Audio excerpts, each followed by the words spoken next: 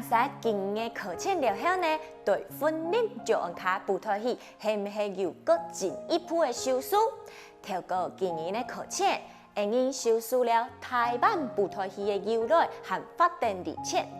婚礼就按卡舞台戏的现况和未来的展望，佮又让出婚礼就按卡舞台戏的成、大、进、密、手的出台动作，唔应四连拍，佮有配乐示范表演，刘奏统团组的精彩改写和演出，是唔是真正就厉害呢？